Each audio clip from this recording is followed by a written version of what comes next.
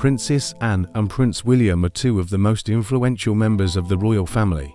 When they take a stand, it matters. Recently, there were rumours that Prince Harry might return to the UK, and many people thought this could happen. Harry had made progress legally with security, and the media treated it as a possible breakthrough. Headlines suggested the Sussexes might be welcomed back, even just for a short visit. The public was hopeful, but inside the palace, the mood was very different. There was no excitement, no planning, no maybe. Instead, there was resistance. Anne and William were aligned, and their influence changed everything. Anne rarely speaks publicly, but when she does, her words carry weight inside royal circles. She follows rules, tradition, and duty, not feelings. William, looking to the future as the next king, is focused on stability. Together, they send a strong message: Meghan's return is not wanted, and sees the monarchy as a national institution, not a family business. Personal feelings don't matter. What matters is whether someone helps or hurts the system. Allowing Meghan near the palace, in her eyes, is too risky. William agrees. He worries that reopening the door could cause repeated tension, public scandals, and instability. Their combined influence is powerful. When Anne and William agree, compromise becomes almost impossible. King Charles, caught between family and duty, feels the pressure. Decisions are no longer about if Meghan can return, they are about keeping her away. Even though Harry made legal progress, inside the palace, it doesn't change anything. Security is not the main issue. Anne and William care about trust, control, and stability. They know that having Meghan around could cause more problems, no matter how safe or secure it might be. The palace is showing that access does not equal acceptance. Meghan could be allowed in physically, but she would have no real power or influence. Camilla shares the same priorities: stability, order, and protection of the monarchy come first. Anyone who could disturb that balance is kept at a distance. For Meghan, that means if she returned, she would face formality, strict rules, and very little influence. In the monarchy, presence without power is not reconciliation, it's containment. And containment is exactly what Anne and William want. King Charles must balance emotions with duty. Anne and William urge him to make clear decisions, not to leave the door slightly open. Open doors create false hope, pressure, and instability. The palace is quietly moving toward a future that does not include Meghan's return. The public may keep talking, but inside, the decision has already been made. Power inside the palace is subtle but real. Every action, conversation, and decision matters. Meghan's potential return is not just a family matter, it is about control and keeping the monarchy strong. Princess Anne and Prince William are leading this effort. When they agree, their decisions are final. Anne has been consistent for decades. She works quietly, but always effectively. She judges people not by feelings, but by whether they help or hurt the monarchy. Meghan, in Anne's view, is unpredictable. Her public statements, media attention, and outside alliances could cause problems. That makes her risky. William thinks about the future. He will one day be king, and any problems left now will be his to handle. He wants to prevent issues before they happen, and focuses on keeping things stable today. William focuses on making sure the palace stays strong tomorrow. Together, they form a strong team that sets clear rules. Their alignment changes how decisions are made. Talks about Meghan returning are no longer about negotiation, they are about enforcement. Staff and advisors understand the rules. Boundaries must be kept. Access is limited. Interactions are formal. Any hope of Meghan having influence is quickly dismissed. Operational control comes first, not feelings. Camilla, though quieter, supports this approach. She helps ensure that stability is maintained. The palace is united. There is no room for compromise. Anyone seen as a risk is kept away. This coordination makes it clear. Meghan's potential return would be strictly controlled, with no chance to challenge the rules. In the palace, perception is reality. Meghan's actions, media strategy, and outside work are closely watched. These patterns are not judged personally, they are measured for risk. And sees them as dangerous. William sees them as burdens. Together, they prioritize the safety and stability of the monarchy over personal relationships. King Charles is caught in the middle. Publicly, he shows compassion, but privately, he knows he must prioritize the institution, and William's agreement pushes him toward clarity. The palace is moving from discussion to action. Reintegration is no longer a possibility, it is containment. Security progress and legal wins may look important from the outside, but inside the palace, they don't matter. Safety does not equal trust, presence does not equal influence. If Meghan were to return, she would be closely monitored, formalized, and limited. She could be there physically, but without any real power. Staff, advisors, and courtiers all understand the rules. Hierarchy comes first. Informal relationships do not change policies.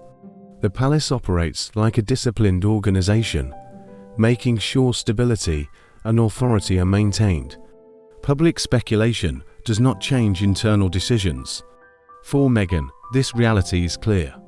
She may be talked about in headlines, but inside, her role is limited. Any potential presence is carefully managed. Reintegration without influence is impossible. The monarchy moves forward, prioritizing stability, trust, and structure. The doors remain closed, and absence becomes permanent, and William's unity, backed by Camilla and King Charles' growing clarity, shows that power in the palace is deliberate. Decisions are not based on emotion or public opinion, they are based on protecting the monarchy. Containment is strategic, reintegration is blocked. Presence without power is meaningless, and the monarchy ensures its hierarchy and stability come first, then the individual. To Anne, Meghan represents not a person to be judged personally, but a pattern to be evaluated. Public exposure, external alliances, media narratives, these are measurable variables in her calculus. And in this framework, Meghan's record of engagement outside the palace signals unpredictability, a factor and considers incompatible with containment. William's perspective complements this. While Anne prioritizes immediate stability, William's lens stretches into the future. He does not merely weigh the risks of reintegration today. He calculates the inheritance of responsibility. As future monarch, William will assume the consequences of decisions made now. Any tolerance of ambiguity, any allowance for potential disruption, will fall on his shoulders. His approach is therefore preventative. It is about closing doors before crises arise. The alignment with Anne is strategic. Where Anne imposes rigor in the present, William safeguards continuity for the future. Together, their combined influence forms a powerful axis within the palace, one that constrains options and sets non-negotiable parameters. The implications of this alignment extend far beyond personal opinion. Within royal operations, such consensus translates into actionable decisions. Discussions of reintegration are no longer hypothetical. They are procedural matters of enforcement. The focus has shifted from negotiation to containment. Instructions filter downward. Staff understand that boundaries are to be maintained. Access is limited. Interactions are formalized. Any suggestion that Meghan's return might be met with warmth or influence is quietly dismissed. The palace has signaled that operational control outweighs personal sentiment. This is a principle both Anne and William have long championed, and one that King Charles increasingly acknowledges. Camilla's role, though less publicly visible, reinforces this operational consensus. She shares Anne's concern for institutional stability, her priority aligned with William's vision of continuity. Camilla's influence is subtle but effective. She ensures that the broader family dynamic does not dilute the principle of containment. Her presence strengthens the message that the palace is unified in approach. There is no room for ambivalence. Anyone hoping for reconciliation faces a coordinated, multi-layered response designed to protect hierarchy and minimize risk. This internal cohesion underscores a fundamental truth about the monarchy. Operational alignment matters more than optics, and continuity is enforced through strategic consensus. At the heart of the matter lies the concept of perception as operational reality. Within the palace, perception is not abstract. It determines access, influence, and risk. Meghan's patterns of behavior, media strategy, public advocacy, external partnerships are scrutinized not for moral judgment, but for their impact on institutional control. From Anne's standpoint, these behaviors represent unpredictability and exposure. From William's standpoint, they signal unresolved complications that could cascade into larger structural vulnerabilities. In this environment, personal sentiment is secondary. The question is not whether Meghan is welcome as a family member, but whether her presence strengthens or destabilizes the monarchy.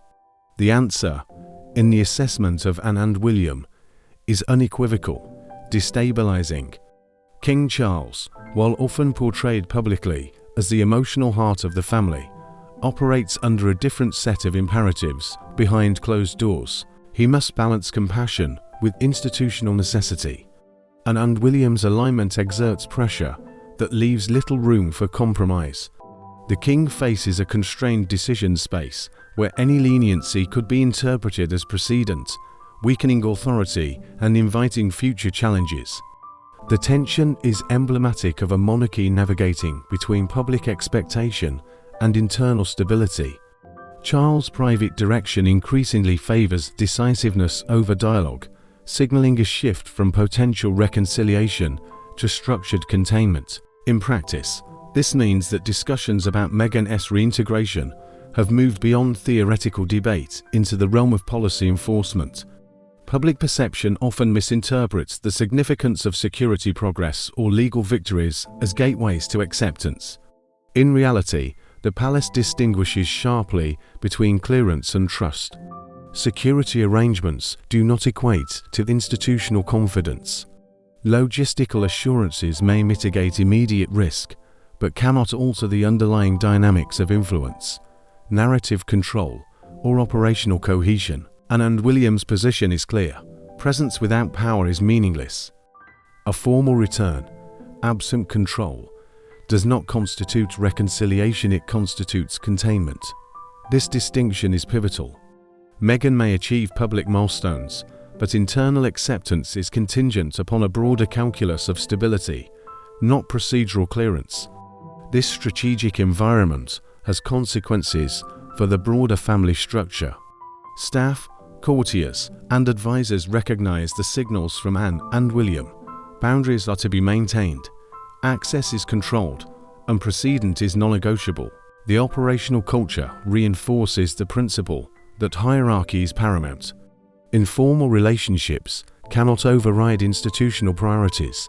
Any misinterpretation or relaxation of rules is quickly corrected, ensuring that the principles of continuity and containment are preserved. The monarchy, in this sense, functions less as a family navigating reconciliation and more as a disciplined institution on managing risk and authority. For Meghan, this reality creates a unique tension. Public speculation about her potential return may suggest possibility, yet inside the palace ensures that strategic priorities take precedence.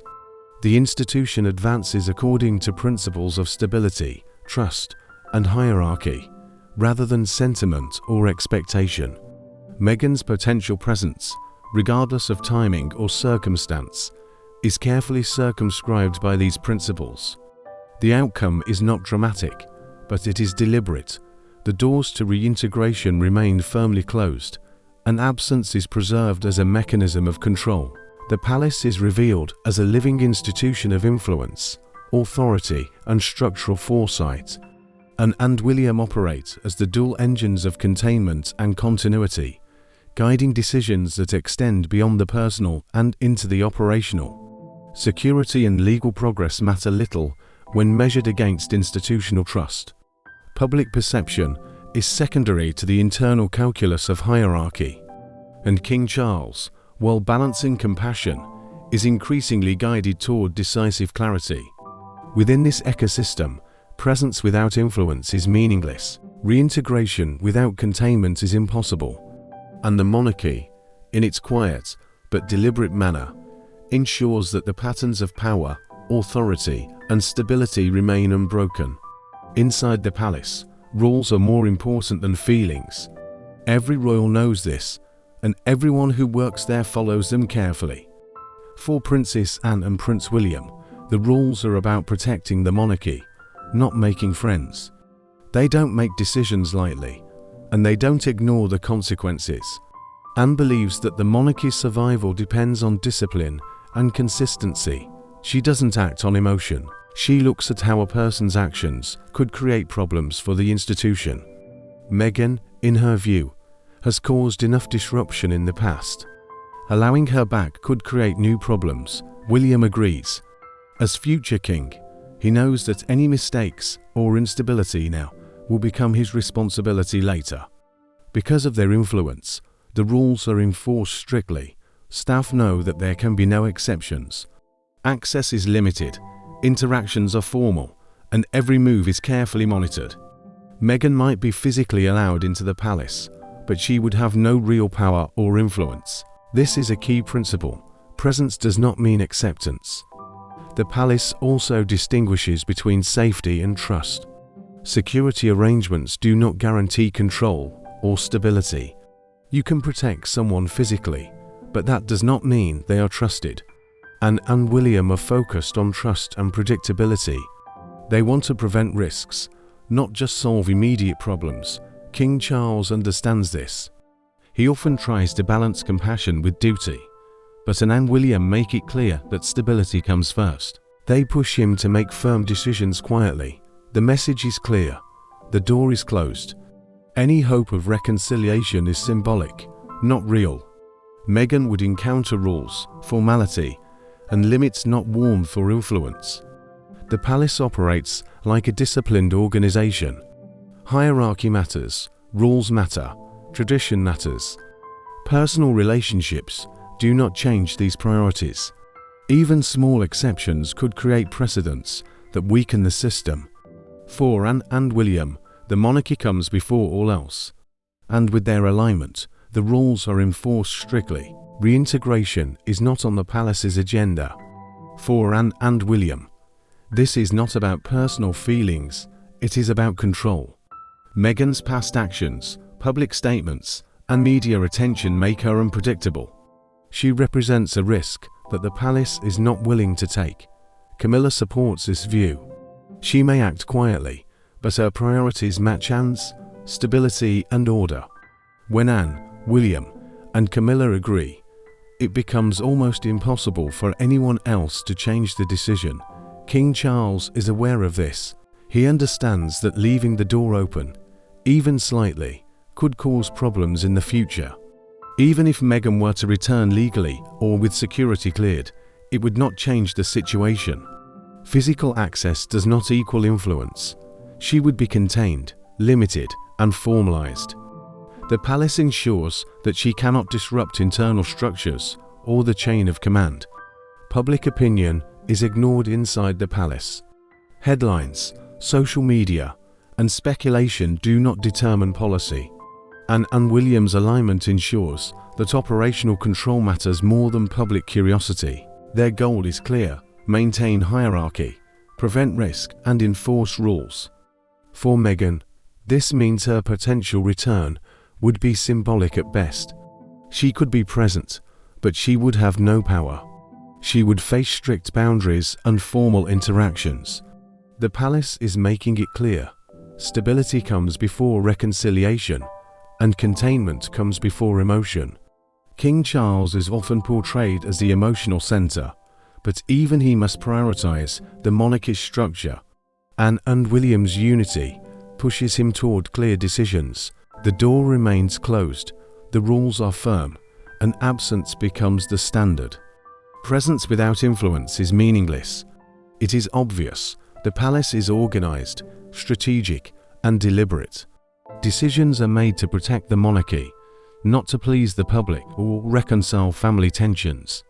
Anne and William, with support from Camilla and guidance from King Charles, are ensuring that the monarchy remains stable, predictable, and in control.